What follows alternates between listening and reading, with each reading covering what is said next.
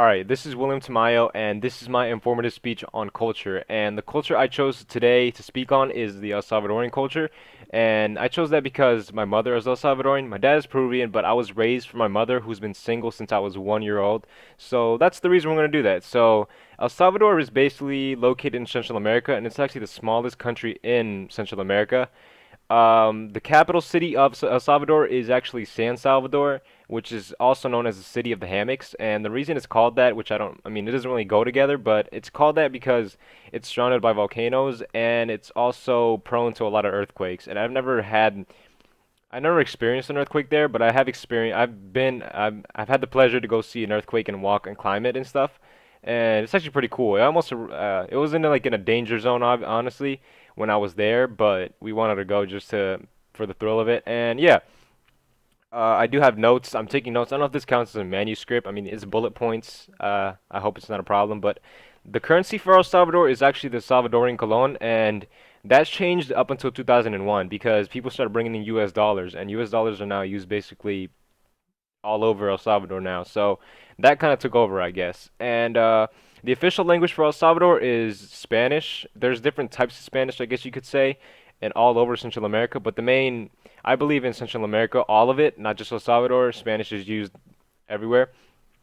The most dominant religion in El Salvador is Christianity. Whenever I go down there, Saturday and Sundays, I go every single time to a Christian church. And even here, I was born and raised into Christianity. It's not really my religion. I don't, its beliefs are not the same as mine, but that's a different story. I just go just because.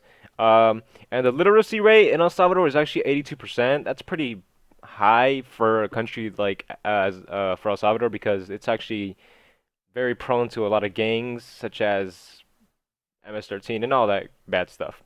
And the education is free up until high school. I'm not sure if that's different now because my church actually funds money for students that go need to go to school who don't have the money for it, and they're not even in high school yet. They're like little kids, so I'm not sure if it's free up until high school anymore.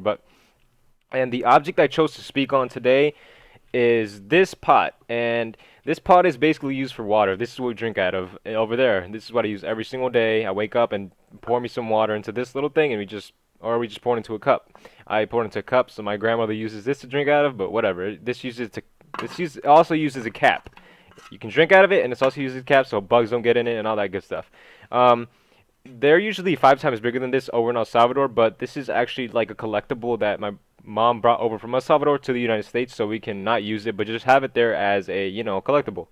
And what else? This little donut shaped thing right here, it's like made out of tree or tree bark. I'm not really sure.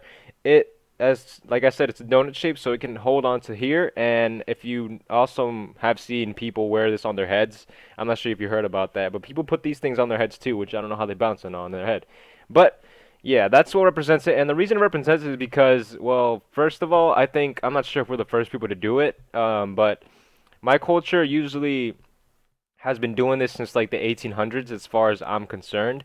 And yeah, but the point I'm trying to make through on why I chose this culture was basically because it has shaped me into the Latino I am. Like, I am a Latino-based person. I'm not a person who speaks Spanish, maybe not around people in school, but I bring my culture home with me. I speak Spanish to my mother. I speak Spanglish, actually.